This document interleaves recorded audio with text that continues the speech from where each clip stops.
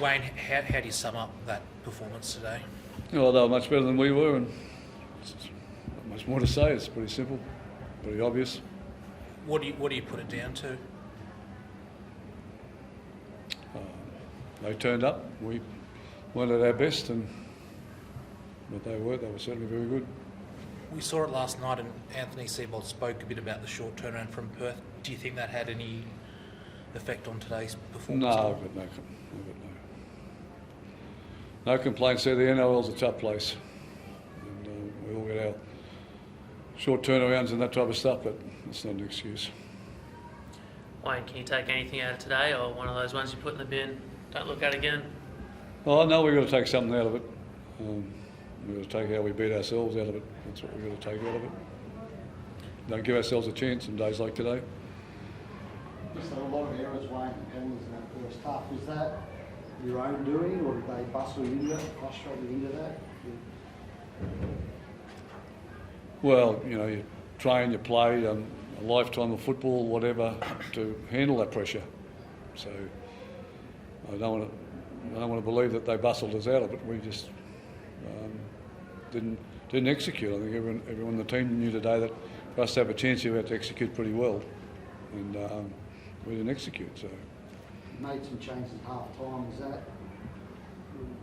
What was the motivation behind that? Was try and stir a result, or? Yeah, well, it was 20 points in the game at that point in time, and we were the limited opportunities we hadn't grabbed anything with them, so I was just trying to make it located on his more favourite side and try and generate something from that, rather than sitting there just watching the scoreboard going up. How did you think the side reacted to that second half? Not great. Is that the end of Latrella in the halves, Wayne? No, I wouldn't say that. We've got to make another team next week. We've probably got a couple of injuries out of this game, so at the moment I'm not in a position where I can have the luxury of picking players and putting them in the positions that they may want to play in. Right now I'm just trying to get the best team on the field. And Cody, yourself, I know you've been carrying a knock the last couple of weeks, but you feel you could have played on? Yeah, I felt I could have played on for sure, but the coach had other ideas. But yeah, it's all good. What was the plan with Lewis Dodd? How did you think you were going to use him when you get? I didn't know how I was going to use him. I didn't know where the game was going. So, but I took Cody off. I mean, he's never had a proper pre-season. He's had a couple of leg problems, and the longer the game goes, the more he's going to fatigue. So that's what's happened in the last couple of injuries he's had. So the game was not winnable at that stage, and made a decision to bring him off. Wayne, they're a red hot team now. They won 6 in a row, I think it is. Do you look at them now at the moment and go?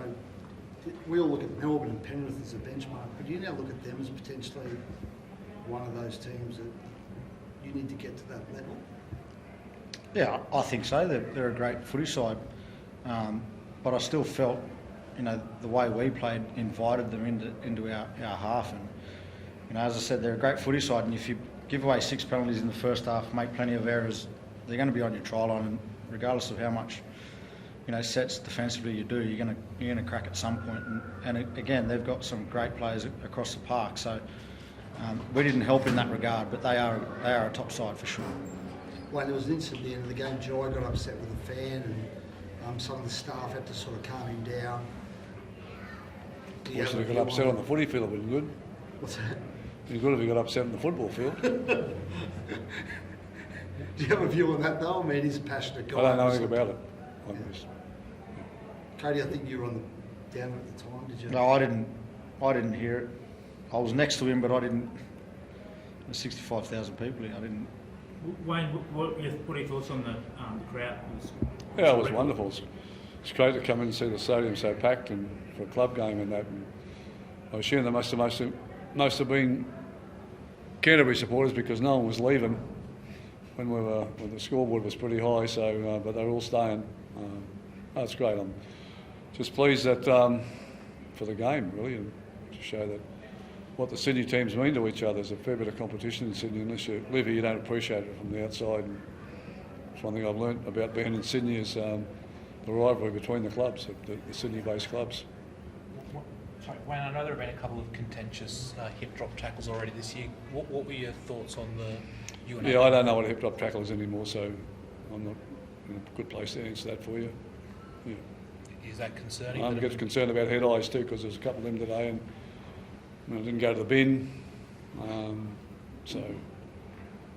Ewan McGrady goes. Ewan Aitken goes to the bin for a touch on the runner going through, and I agree with the penalty. I've got no problems about that. 10 minutes for that, and then I've got another player that's getting stitches in his head, got hit with a head-eye tackle, and he stays on the field. So. Wayne, just on Dodd, limited minutes, but did you see enough from him whether to make a decision whether he can cut it at this level? Who's that? Lewis Dodd? It was a bad scoreboard for him to go on it, so I can't judge him on anything there today. No. Was there any hesitation when putting him on, given the scoreline at that point, or did you have no choice at that point? I can't remember. No, I had a choice. Cody hadn't got injured by that stage, so I could have left him there and take the risk of him being injured. But no, I just made the decision, and he needed an opportunity. So, as I said, it wasn't the greatest game to put him on for, so I'm not going to judge him on that. Thank you.